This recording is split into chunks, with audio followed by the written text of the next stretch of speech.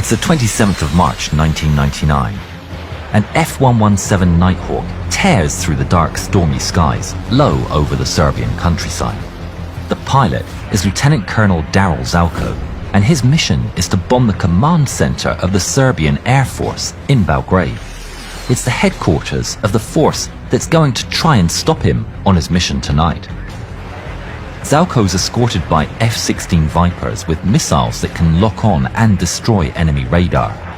As he approaches the Serbian border, he hears a command come over the radio. This is Joint Forces Air Component Commander. Because of the bad weather, the escorting Vipers are ordered to immediately turn back and return to base.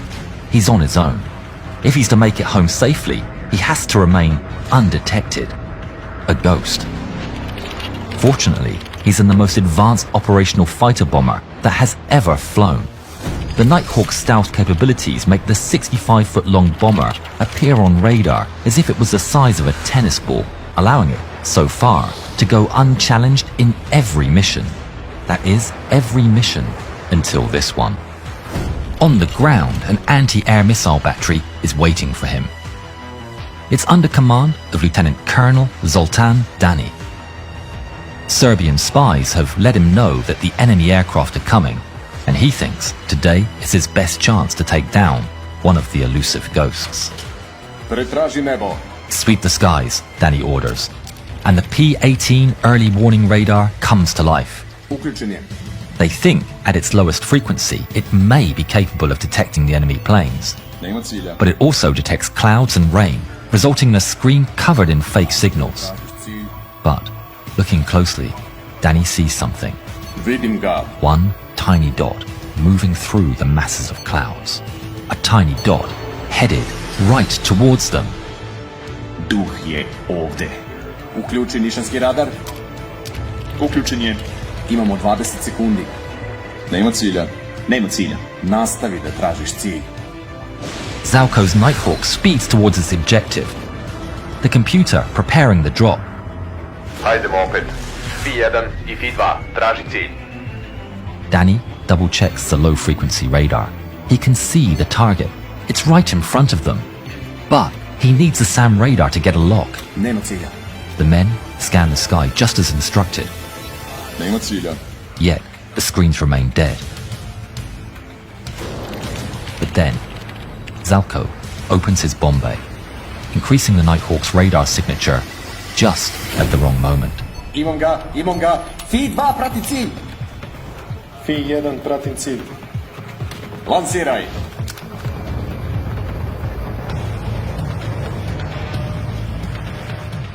Two missiles fire off the launcher in quick succession.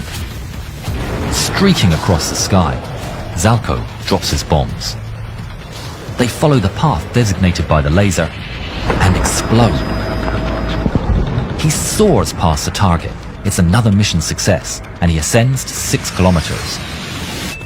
But a few seconds later, his cockpit is filled with the wail of an urgent alarm, and his controls light up. It's a lock alert.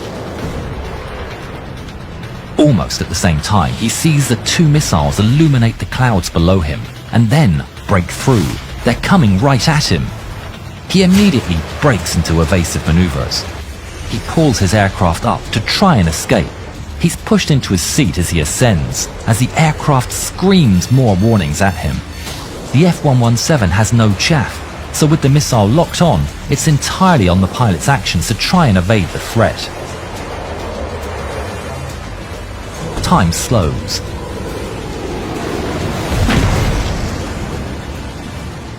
He knows it's over.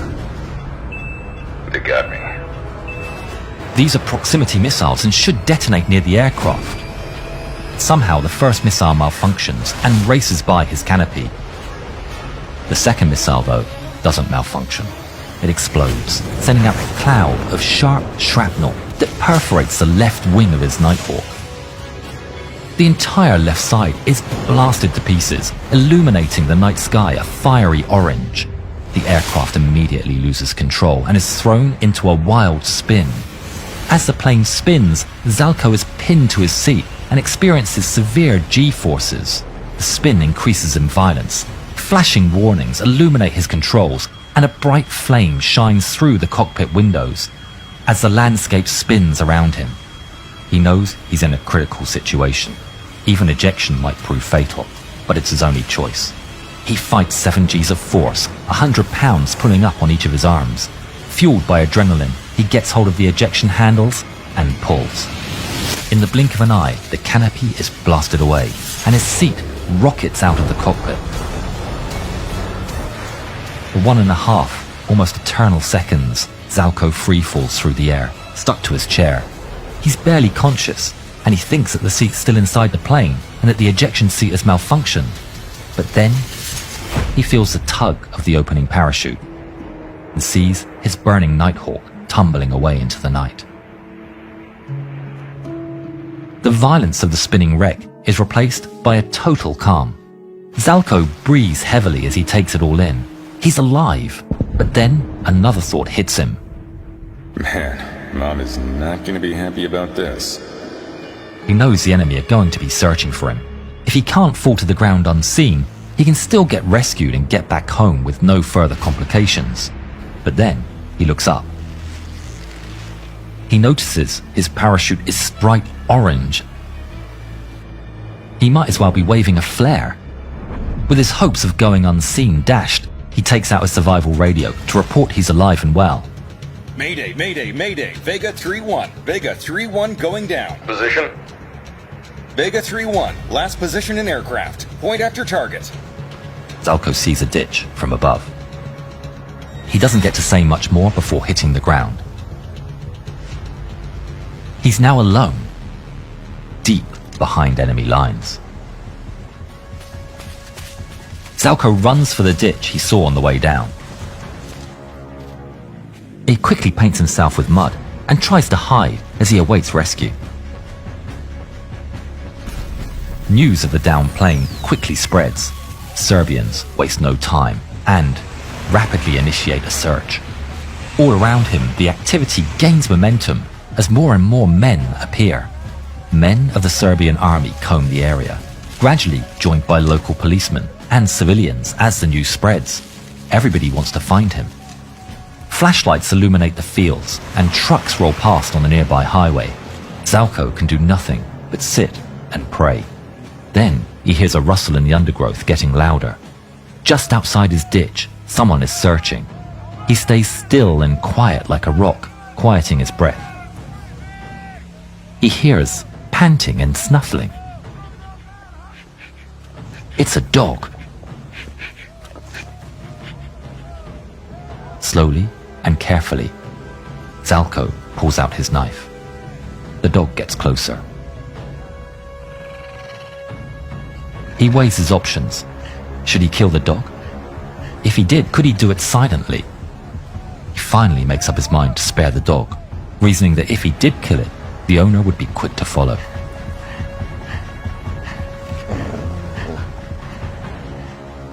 Then, to Zalko's massive relief, the dog turns, jumps up, and leaves.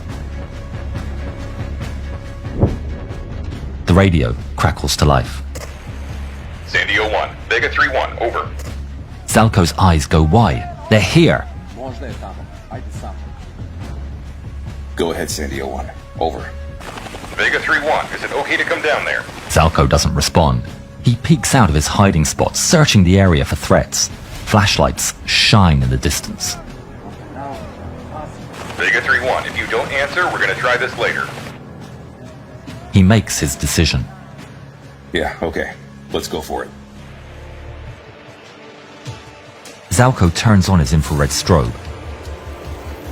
As a chopper races into the area, but the strobe fails and the helicopter can't see him. He curses his luck and desperately checks for threats. He has a backup, but it's nowhere near as subtle. But it's now or never. Zalko makes a quick decision and pops a flare. Bright light spills all around him and illuminates the area, pointing out his position for the rescue helicopter and the enemy alike. There he is. The helicopter sweeps in rapidly. as the enemy also closes in, at the same time in the distance. Flashlights from enemy patrols are all pointed towards the flare.